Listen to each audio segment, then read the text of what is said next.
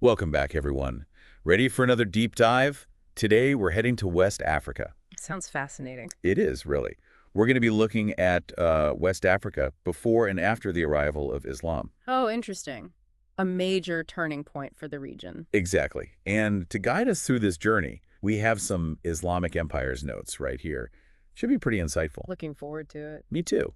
I think it would be good to kind of structure our deep dive into three parts. Okay. So first, we'll set the scene, so to speak, by talking about the geography of West Africa. The lay of the land. That's crucial, isn't it? Geography really shapes history. It really does. Then we'll move into part two and explore the arrival of Islam. We'll be talking about a pretty legendary figure, Mansa Musa. Ah, yes. The king of Mali. His conversion to Islam had a huge impact. Huge.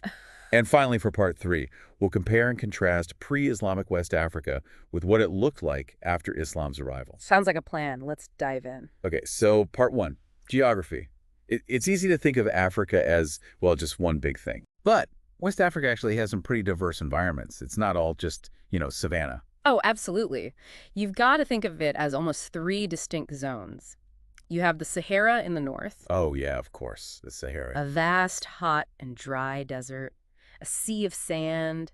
Then, as you move south, you hit the savanna. So that's where all those classic images of, like, the grasslands and acacia trees come from. Exactly. Think of the Niger River flowing through it. Oh, right, the Niger River, essential for the region. Absolutely. The savanna is hot, yes, but it's also wet. Great for agriculture, and tons of settlements sprung up there.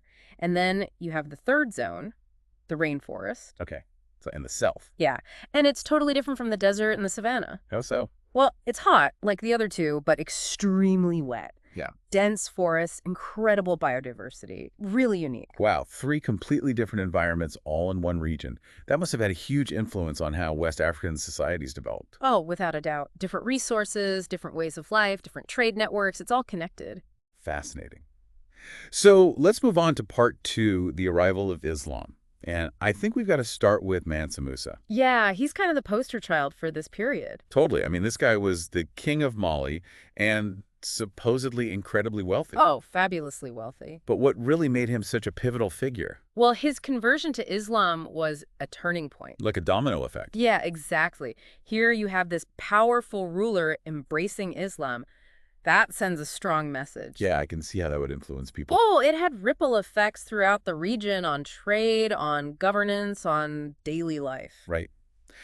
It's amazing how one person's actions can have such a huge impact. Totally. And then there's Mansa Musa's pilgrimage to Mecca. A Hajj, right? Yes, the Hajj. Yeah. It was an epic journey across the Sahara Desert with a massive caravan. I can't even imagine. Camels laden with gold, provisions, thousands of people. Wow. He was incredibly generous along the way, giving away gold, supporting communities. It became legendary. But I also remember hearing that his generosity actually caused some problems for him. Right. The influx of gold into the regions he passed through actually ended up devaluing gold. Really, it backfired. It did. Caused inflation, disrupted local economies. That's incredible. Like, too much of a good thing. It can happen. Some scholars even suggest that this economic disruption contributed to the decline of Mali. Wow. So, even with the best intentions, things can have unintended consequences. Absolutely. Actions have ripple effects. Definitely food for thought. Okay, so we've talked about the geography of West Africa, the arrival of Islam, and Mansa Musa's impact. For part three, let's compare and contrast pre-Islamic West Africa with, well, the Islamic period. What were some of the big changes? Well, first of all, it's important to remember that some things remain the same. The salt gold trade, for instance, continued to thrive. That's right. Salt from the north, gold from the south. Exactly. It was a vital economic artery flowing through that central savanna region. And Islam didn't disrupt that. No. But when we look at society, there were some major shifts. One of the most profound was the move from animism to Islam. So from the worship of nature, spirits, and ancestors to a monotheistic religion. Exactly. And that impacted everything: daily life, rituals, beliefs. Yeah. Imagine how that would change how people viewed the world. Absolutely. And another fascinating change was the shift from matrilineal succession to patrilineal. So before Islam, power was passed down through the mother's line. Yes, and afterwards it shifted to the father's line. That has huge implications for social structures, for family dynamics. Totally. It makes you think about what it must have been like to live through that period, all this change happening. It must have been quite a time. And speaking of experiencing that time, there's a Muslim scholar named Ibn Battuta who traveled through West Africa. Oh, yeah, I've heard of them. He left some incredible accounts of life in the region. So we get a firsthand perspective. We do. He describes everything from the grandeur of Mansa Musa's court to the everyday lives of people. That's amazing. A real glimpse into the past. It is. He shows us a society in transition, adapting to new beliefs, but also holding on to its traditions. Wow, what a rich and complex story. Definitely. So as we wrap up our deep dive into West Africa, what would you say are the most important takeaways for our listeners? Well, I'd emphasize three key things. First, geography really matters. West Africa's diverse environments shaped its history. Like we talked about at the very beginning. Exactly. Second, individuals like Mansa Musa were really catalysts for change. Their actions had ripple effects, both intended and unintended. Right, like spreading Islam and disrupting the economy at the same time. Yeah, good and bad.